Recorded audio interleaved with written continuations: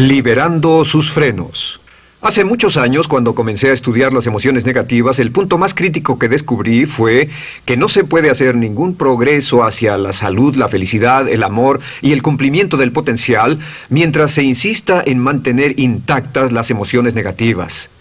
Y lo único bueno de las emociones negativas, si es que tienen algo de bueno, es que las emociones negativas no son permanentes. Lo dice hasta Sigmund Freud, no hay un lugar permanente para las emociones negativas en el subconsciente. En otras palabras, son visitantes indeseados. Son hábitos negativos o patrones de respuesta negativos que pueden eliminarse, y el punto inicial para eliminarlos es entender de dónde vinieron y entender cuáles fueron los factores causales, volviendo a la niñez temprana, que desencadenó el desarrollo de las emociones negativas y nos han dado como adultos una predisposición a ser negativos de una u otra forma. Esto nos lleva al condicionamiento de la niñez temprana. Recuerden que ya dijimos que el punto inicial de los patrones de hábitos negativos compulsivos e inhibitorios era la crítica destructiva. La crítica destructiva es el gran destructor. La crítica destructiva destruye a las personas en su interior y las deja caminando en círculos por fuera. Muchas personalidades han sido minadas y destruidas, mucha autoestima ha sido puesta de lado como resultado de la crítica destructiva más que cualquier otra cosa que podamos imaginar. La crítica destructiva es el gran asesino. Ahora, ¿por qué es eso tan malo? Sabemos que los niños en sus primeros años y al ir creciendo tienen una necesidad tremenda de amor y aprobación de sus padres. De hecho, muchos psiquiatras y psicólogos han dicho que la razón número uno de la enfermedad mental en los adultos es el retiro de amor o el amor no expresado. Sabemos que cualquier persona con prestigio, una persona que es importante para un niño, tiene un impacto enorme en ese niño, y los niños hasta la edad de 6 años tienen muy poca habilidad para discriminar entre una crítica válida y una crítica inválida.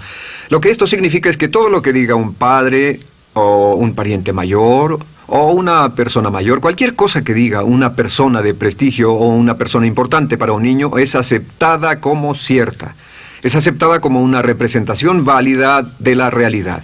Si una madre dice eres un niño malo, o si un papá dice eres flojo, si alguien dice no eres dependiente, o si alguien dice que somos estúpidos o tontos o feos, el niño no tiene capacidad alguna para discriminar entre lo válido y lo no válido. Ese niño acepta eso como una verdadera representación de la realidad.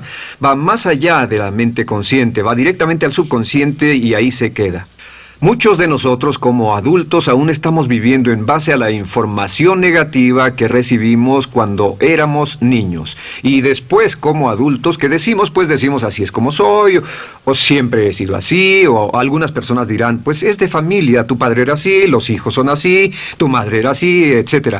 ¿De dónde viene? Nada de estas cosas es de familia. Por ejemplo, cuando estaba creciendo, mis padres habían sufrido la depresión y la depresión les produjo un impacto enorme. Y cuando hablábamos de comprar algo, lo recuerdo muy bien, mis padres se ponían muy tensos y decían, no podemos pagarlo, no podemos pagarlo, no podemos pagarlo, no podemos pagarlo. Tenían una mentalidad de carencia, esta mentalidad de no podemos pagarlo toda su vida. Y luego yo crecí y aunque nunca he experimentado la depresión, y la mayoría de ustedes, 10, 20, 30, 40 años después, aún estamos diciendo, no puedo pagarlo, no puedo pagarlo, no puedo pagarlo. Aún tomamos como base esas frases críticas, esas frases emocionales que usaban nuestros padres. Tal vez sus padres les decían como mi padre me decía a mí una y otra vez, nunca acabas lo que empiezas, nunca acabas lo que empiezas. Nunca acabas lo que empiezas. Eres un flojo, nunca acabas lo que empiezas. Y cuando fui adulto tuve muchos problemas para acabar lo que empezaba. Al acercarme al final de la tarea, comenzaba a sentirme ansioso y buscaba cualquier excusa por posponerla o retrasarla.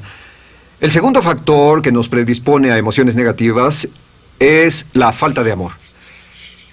Sabemos que las personalidades de los niños se desarrollan al grado en que reciben una alta calidad y una alta cantidad de amor de sus padres. Existe una relación de 1 a 1 entre la cantidad de amor, la calidad de amor y una personalidad sana. Ese amor negado o la privación de amor es la causa clave de la infelicidad, la negatividad y la enfermedad mental en los adultos. Para que un niño se sienta realmente amado, el niño debe tener padres con buenos conceptos, y la mayoría de nosotros tuvimos padres que fueron víctimas de sus padres, que a su vez fueron víctimas de sus padres. Un escritor famoso dice que todo el mundo es víctima de una víctima. Todos son víctimas de víctimas. Nuestros padres quisieron criarnos de la mejor forma posible, pero ellos mismos fueron víctimas de víctimas. Y para que un niño se sienta realmente amado, deben existir 3 condiciones. La condición número 1 es: los padres deben amarse a sí mismos. Los padres deben amarse a sí mismos. Recuerden, nunca le podrán dar más amor a otros que el que sienten por sí mismos. Si no se aman a sí mismos, no pueden amar a sus hijos. Si tienen un poco de amor por sí mismos, deben difundirlo en sus hijos. Si tienen poco amor por sí mismos y es absorbido por sus esposos, entonces, a veces, aunque deseen amar a sus hijos, no tienen amor que darles. Sus padres querían amarlos y en muchos casos no tenían amor para darles. Y eso es porque nunca lo recibieron cuando crecieron. El segundo requisito es: los padres deben amarse mutuamente. Para que un niño crezca sintiendo confianza en sí mismo, crezca sintiéndose amado, a salvo y seguro, debe crecer en un ambiente donde los padres se amen. No hay nada que le dé más temor a un niño que crecer en un hogar donde los padres peleen entre sí, donde los padres no se amen, donde haya dificultades, porque el niño siempre tiene una tendencia, primero que nada, ser una víctima, pues al niño se le grita y se le vocifera, y entonces cree que la razón por la que mamá y papá pelean es su culpa. Ahora, una investigación interesante: como hay muchas familias de un solo padre, la investigación interesante muestra que cuando uno de los padres se va como resultado de una separación o un divorcio, los niños que quedan invariablemente están convencidos de que la razón por la que el otro padre se fue se debió a algo que él hizo. Y es importante que si un matrimonio o una relación va a terminar y uno se va a ir, que el padre que se quede les diga a los niños una y otra vez que la razón por la que la relación no funcionó no tuvo nada que ver con ellos. Solo tuvo que ver conmigo y con papá, conmigo y con mamá. No tiene nada que ver con el niño. El niño necesita oírlo muchas veces antes de que se sienta confiado y seguro. Y por supuesto, siempre es mejor que un niño sea criado por un padre que lo ama que por 2 padres que no se aman. Una tercera condición que debe cumplirse si no quiere que exista la falta de amor es que los padres deben amar al niño. Los padres deben amar al niño. Bueno, esto parece muy obvio y muy lógico. La verdad es que, y esto es lo más difícil para usted y para mí como adultos, que ni siquiera lo pensamos, que es posible que nuestros padres no nos quisieron. No porque no lo intentaran, querían amarnos y tenían la intención de hacerlo, desde luego, etcétera, etcétera, pero simplemente como tenían conflictos mutuos y problemas sin resolver con sus padres, y sufrieron la guerra y la depresión, tenían que hacer carrera y otras responsabilidades, nunca lo lograron totalmente. ¿Entienden? Esa fue la dificultad. Lo deseaban, pero nunca lo lograron. La única forma en que puede amarse a un niño es pasando una gran cantidad y calidad de tiempo con el niño. Tiempo en gran cantidad y calidad con el niño. 10 minutos al día no bastan. Los niños se consideran valiosos según el grado en que las personas más importantes en su vida pasen tiempo con ellos. Si las personas más importantes en su vida, sus padres, solo pasan poco tiempo con ellos, los niños concluyen que la razón para ello es que tienen muchos defectos, que hay algo esencialmente malo en ellos y que por eso sus padres no pasan más tiempo con ellos. Los niños no piensan con la razón, lo hacen en forma emocional. Solo piensan: mi padre está aquí, me ama, y si no pasa tiempo conmigo, él o ella no me aman. Y si cualquiera de esas 3 condiciones existió o más cuando estaba creciendo, los padres no se amaban a sí mismos, o no se amaban mutuamente, o tal vez no lo amaban porque nunca lo lograron, aunque querían, entonces usted debe haber crecido en conjunción con la crítica destructiva que se llama culpa. ¿Y qué es la culpa? Pues simplemente la culpa es un sentimiento de no valer mucho. ¿De dónde sacamos este sentimiento? Lo obtenemos cuando continuamente gente importante nos critica en nuestra vida y simultáneamente no nos dan el amor que necesitamos. Sentimos que no valemos mucho o que no valemos nada. Y un sentimiento de culpa nos lleva a un sentimiento de falta de mérito, falta de valor y culpa. Y esa culpa, ese sentimiento de falta de mérito, es el mayor problema del siglo XX, la principal fuente de enfermedad mental. Es la fuente principal de los problemas en las relaciones, la fuente principal de enfermedad psicosomática, la fuente principal de la mayoría de los problemas que afectan a nuestra sociedad. Es el profundo sentimiento de culpa y falta de mérito que se expresa o se esconde en los pensamientos o en la actitud: no valgo suficiente, no valgo suficiente. No valgo suficiente. Ya hablamos de la autoestima y de lo importante que es. La autoestima significa me quiero mucho, me quiero mucho, me quiero mucho, me quiero mucho. Las personas que han sido criadas con críticas destructivas durante su vida no solo no se agradan a sí mismas, no sienten que sean lo bastante buenas para nadie, y en muchos casos están llenos de odio por sí mismos. Se odian a sí mismos, se autocondenan o se detestan. Y verán que esto sale en sus conversaciones y sale en sus relaciones con otras personas. Las personas que no se quieren a sí mismas, aunque quieran tener buenas relaciones, simplemente no son capaces de ello. Las personas que piensan que no son buenas para nada siempre lo hacen aflorar, siempre será un problema. Ahora, ¿cuál es la razón principal de la culpa? ¿De dónde viene la culpa? La culpa viene de 3 fuentes negativas: padres negativos, influencias negativas o religión negativa. Una de las 3. Cualquiera de estas 3 usa la culpa. De la culpa se valen y aprovechan, en especial los padres y las organizaciones religiosas, por 2 razones. Una es el castigo. La culpa se usa para castigarnos.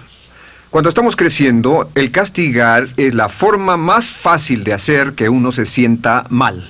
Nuestros padres nos hacen sentir mal castigándonos físicamente o sermoneándonos o regañándonos. Y el castigo es una forma muy eficaz de irnos conformando o de conseguir que hagamos lo que los demás quieren. La segunda razón por la que se usa la culpa cuando se practica en forma consciente, y algunas organizaciones la practican así, es para tener más control emocional en especial, porque se puede controlar a una persona emocionalmente con culpa y manipular su comportamiento. Hay muchas organizaciones que usan la culpa como una herramienta de control y manipulación. Si puede controlar a las personas con suficiente fuerza y en forma emocional, puede conseguir su dinero, puede conseguir su tiempo, puede conseguir su compromiso, demandar sus recursos, etc. Muchas organizaciones usan la culpa para aplicar un castigo. Muchas organizaciones de caridad que se anuncian por televisión, en especial las de causas benéficas que involucran a niños o a personas incapacitadas, usan un sentimiento de culpa. A usted le va tan bien que debe sentirse culpable por estas personas que sufren. O envíenos algo de dinero y eso se encargará de su culpa por un momento hasta que lo incluyamos en nuestra lista de correo, etc. Y la culpa es un estándar. ¿Por qué se usa tan comúnmente?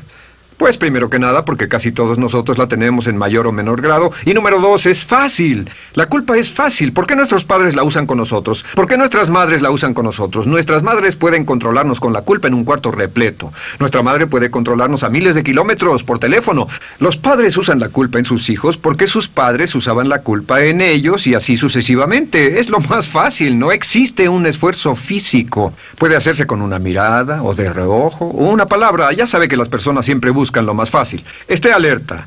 Ustedes han sido criados en un ambiente donde se les ha hecho sentir culpa y casi todos lo vivimos. Debemos entender que la culpa es como una letrina o bacterias emocionales negativas que se colocan en la raíz de su psique o su subconsciente y activan todas las demás emociones negativas: furia, odio, envidia, resentimiento, frustración y duda, temor, etcétera. Las crea y las activa a todas. Y la forma para, en realidad, deshacerse del centro es exorcizarlo, extirparlo.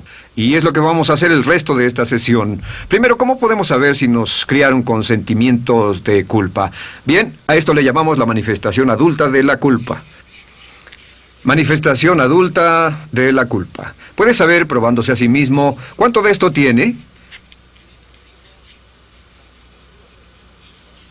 Número 1, la manifestación adulta de la culpa es que tiene sentimientos de inferioridad, sentimientos de inadaptabilidad y de no merecer las cosas. No siente que merezca que le pasen cosas buenas. Si una persona ha sido criada con crítica destructiva y se le hace sentir culpa, entonces cuando logra éxito, aún con un tremendo esfuerzo, tiene una tendencia terrible de sentir que no se lo merece. A esto se le llama, por cierto, temor al éxito. El temor al éxito es solo otra forma de decir que la persona que ha estado condicionada a pensar de sí misma como poco valiosa o no lo bastante buena, se siente muy incómoda cuando experimenta el éxito. Se siente muy tensa y a disgusto. Realmente si sienten demasiada tensión, comienzan a aspirar cocaína, a beber demasiado alcohol, se enredarán en comportamientos autodestructivos, tendrán una sensación tremenda de ansiedad, como si alguien fuera a descubrir algo de ellos. Hay un libro en la librería que dice, si me está yendo tan bien, ¿por qué me siento como un impostor? Tienen el llamado síndrome del impostor. ¿Alguna vez ha tenido éxito en algo y la gente ha ido a usted a decirle, vaya, hiciste un excelente trabajo, o eso es maravilloso, aunque haya sido muy duro para usted, y sintió que los demás iban a descubrir, siente como que, es decir, que iban a descubrir que realmente no es bueno, que solo fue un fraude, solo un accidente, y por supuesto es lo que dice, fue coincidencia, fue un accidente, la verdad, no sé ni cómo lo hice. Hacen todo lo posible por huir de ese sentimiento de inferioridad y de no merecer las cosas. Estén muy alertas. La segunda manifestación adulta de la culpa es la autocrítica destructiva.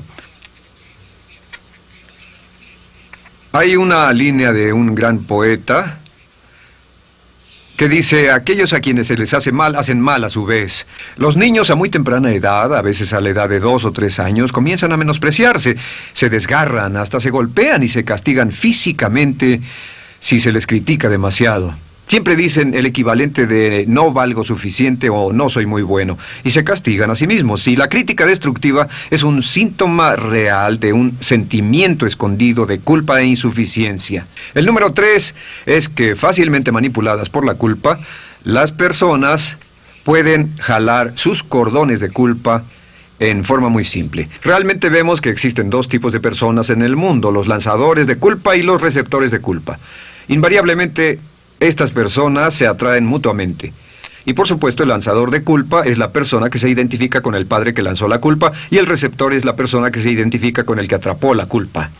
Pero los lanzadores y los receptores de culpa se unen, se equilibran perfectamente, se establecen y forman una nueva generación de lanzadores y receptores de culpa.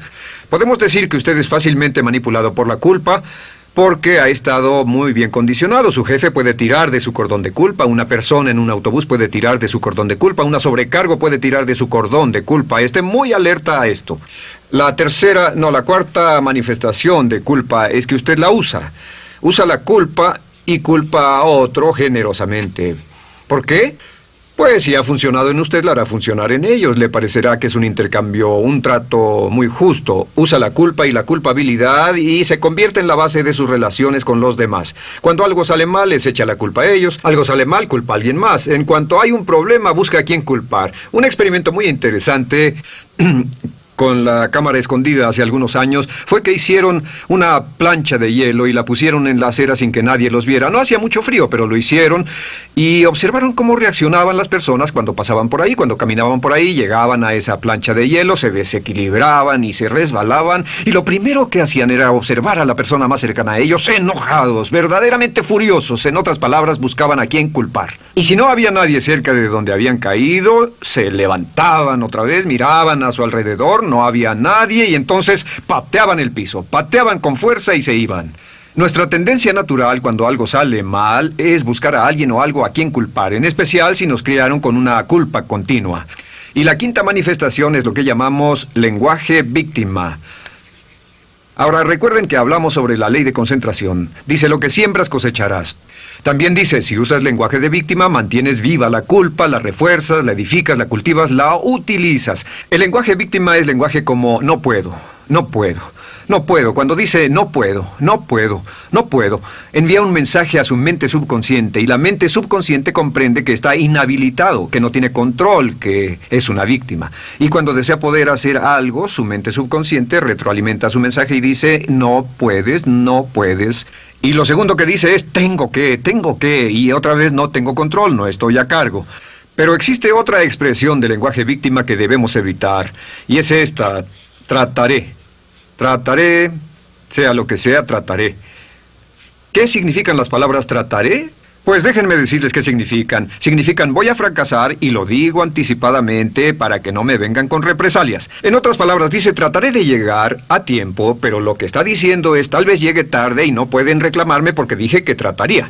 Cuando una persona dice trataré, está disculpando su fracaso por anticipado.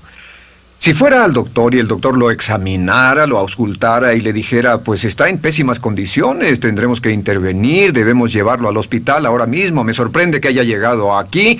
Usted dirá, bueno doctor, espero que haga un buen trabajo. Y él dice, trataré.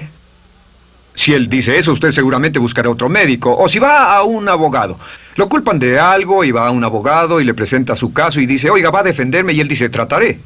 ¿Qué está diciendo? Está diciendo, escuche, he estudiado el caso y por lo que veo no hay mucha esperanza, pero lo tomaré de todos modos. Trataré son los que tratan de conseguir que les pague por anticipado. Otro juego de palabras que no debe usar. Por cierto, con respecto a trataré, lo que debe decir es lo haré o no lo haré. No trataré.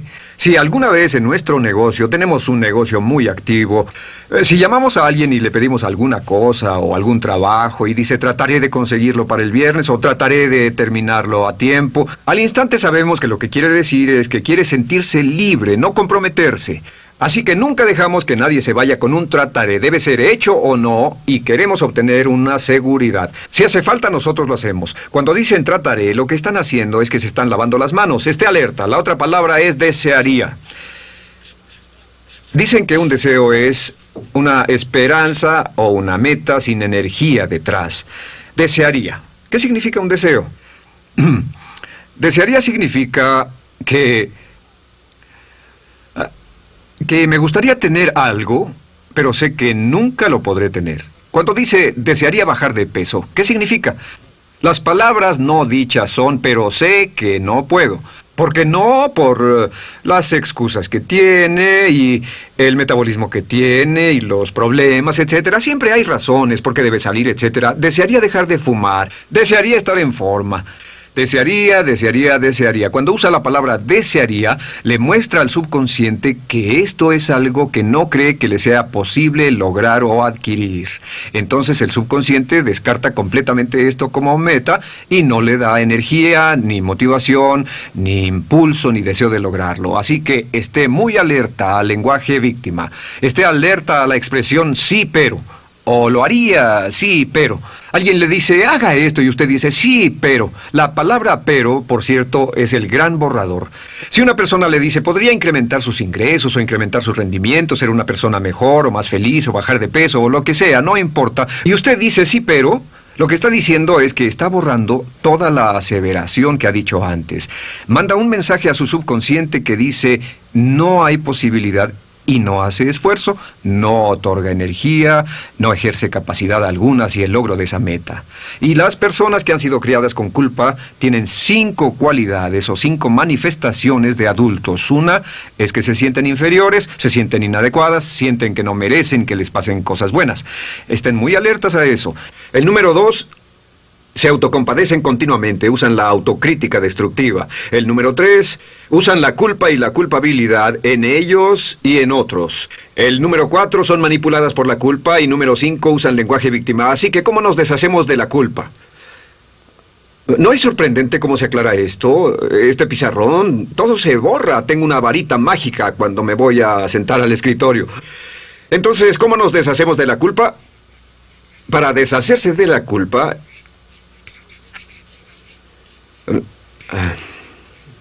este es el proceso.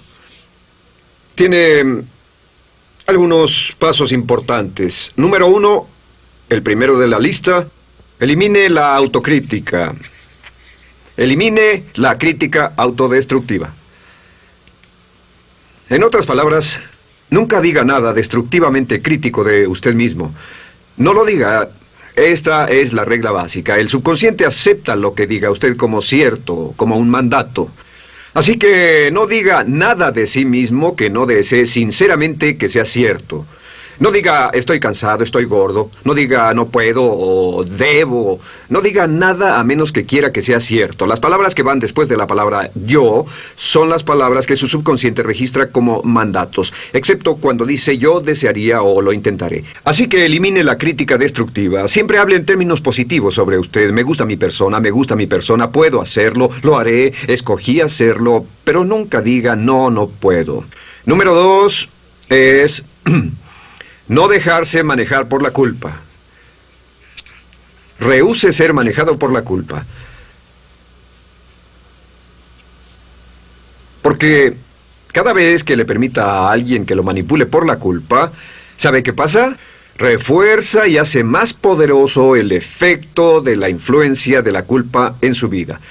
Cuando yo crecí, debo decir que yo crecí en una familia que estaba muy influenciada por la religión negativa. Realmente mi madre, Dios la bendiga, tenía un cinturón negro en el pecado e hizo un trabajo verdaderamente soberbio en ello.